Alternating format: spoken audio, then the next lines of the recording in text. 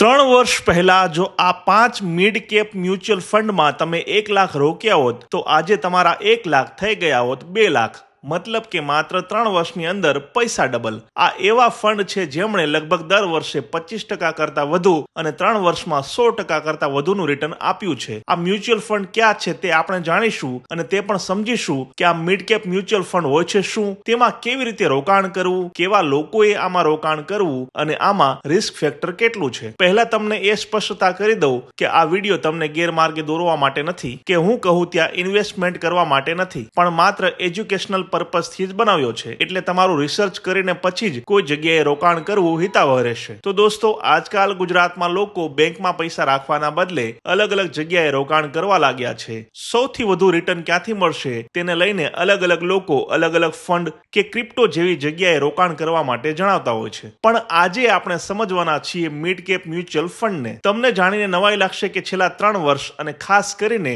2025નું વર્ષ શેર માર્કેટમાં ઉથલપાથલ વાળું રહ્યું। મોટા ભાગના લોકોના પોર્ટફોલિયો ખરાબ થઈ ગયા, પણ જે લોકોએ આ સમયગાળામાં મિડ કેપ મ્યુચ્યુઅલ ફંડમાં રોકાણ કર્યું હતું તેમને ચાંદી જ ચાંદી થઈ ગઈ, કારણ કે મિડ કેપ ફંડ કેટેગરીએ છેલ્લા 1 વર્ષમાં 29% સુધીનું રિટર્ન રોકાણકારોને આપ્યું છે। મતલબ કે જે લોકોએ આવા ફંડમાં 3 વર્ષ સુધી રોકાણ કર્યું હશે તેમના પૈસા ડબલ થઈ ગયા હશે। હવે તમને પણ રસ પડ્યો, સાચું ને? આવા ફંડના નામ જાણતા પહેલા સૌપ્રથમ એ જાણીએ કે મિડ કેપ ફંડ કોને કહેવાય છે। તો દોસ્તો, મિડ કેપ મ્યુચ્યુઅલ ફંડ એ ફંડને કહેવાય છે જેમાં મુખ્યત્વે મિડ કેપ કંપનીઓના શેરોમાં રોકાણ કરવામાં આવે છે। મિડ કેપ કંપનીઓ તે છે જેમનું માર્કેટ કેપ 5,000 કરોડ રૂપિયાથી વધુ પરંતુ 20,000 કરોડ રૂપિયાથી ઓછું છે।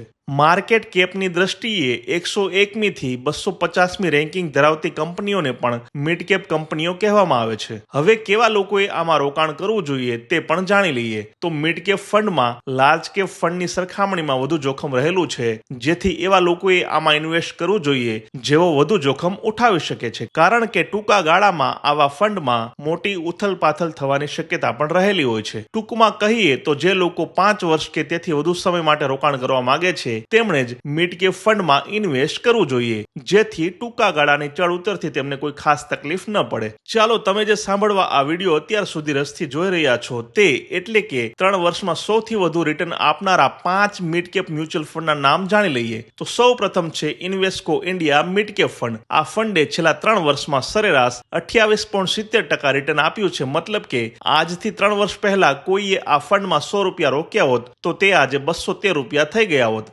બીજા ફંડનું નામ છે HDFC મિડ કેપ ફંડ, જેણે 3 વર્ષમાં વાર્ષિક 26% વધુનું રિટર્ન આપી 100 રૂપિયાને 202 રૂપિયા બનાવી આપ્યા છે। ત્રીજો ફંડ છે Nippon India growth mid cap fund. આ ફંડે પણ છેલ્લા 3 વર્ષમાં 27% કરતા વધુનું રિટર્ન જનરેટ કરી 100 રૂપિયાને 205 રૂપિયા બનાવી આપ્યા છે। ચોથો ફંડ છે સુંદરમ મિડ કેપ ફંડ। આ ફંડે વાર્ષિક 25% કરતા વધુ અને 3 વર્ષમાં કુલ 99% રિટર્ન આપી 100 રૂપિયાને 199 એટલે કે ડબલ બનાવી આપ્યા છે। અને આપણો છેલ્લો મિડ કેપ ફંડ છે એડલવાઇઝ મિડ કેપ ફંડ, જેણે વાર્ષિક 27% કરતા વધુનું અને 3 વર્ષમાં 105%નું રિટર્ન આપી 100 રૂપિયાને 205 રૂપિયા બનાવી આપ્યા છે। દોસ્તો, આ મિડ કેપ મ્યુચ્યુઅલ ફંડના આવા આંકડા જોઈ આમાં બધા પૈસા નાખવાની ભૂલ ન કરશો। એક્સપર્ટ હંમેશા કહે છે કે મિડ કેપ મ્યુચ્યુઅલ ફંડમાં હંમેશા કુલ પૈસાના 20 થી 30% રોકાણ જ કરવું જોઈએ। એટલે કે જો તમારી પાસે રોકાણ કરવા માટે કુલ 100 રૂપિયા હોય તો તમે આવા ફંડમાં 20 થી 30 રૂપિયા સુધીનું રોકાણ કરી શકો છો। આવું કરવાથી લાંબા ગાળે ફાયદો પણ થશે અને ઊંચા નીચું થશે તો તમારા પોર્ટફોલિયોને વધુ ફરક નહીં પડે। 3 વર્ષમાં સારું રિટર્ન આપનારા જે 5 ફંડોના નામ મેં જણાવ્યા તે માત્ર અભ્યાસ માટે છે। જરૂરી નથી કે આગામી વર્ષોમાં પણ આ ફંડ આવું જ રિટર્ન આપે। તમે તમારી બુદ્ધિ ક્ષમતાનો ઉપયોગ કરીને કે કોઈ એક્સપર્ટની સલાહથી આવા મિડ કેપ ફંડમાં રોકાણ કરી શકો છો। જો કે મ્યુચ્યુઅલ ફંડમાં એક સાથે પૈસા લગાવવાના બદલે સિસ્ટમેટિકલ ઇન્વેસ્ટમેન્ટ પ્લાન એટલે કે SIP દ્વારા રોકાણ કરવું વધુ હિતાવહ છે। SIP દ્વારા તમે દર મહિને એક નિશ્ચિત રકમ તેમાં રોકાણ કરો છો, આનાથી જોખમ ઓછું થાય છે। દોસ્તો, તમે પણ રોકાણ કરવા માંગો છો પણ ખબર નથી કે ક્યાં કરવું, કેવી રીતે કરવું, તો કોમેન્ટમાં જણાવજો। આગામી વિડીયો હું તેના પર બનાવીશ।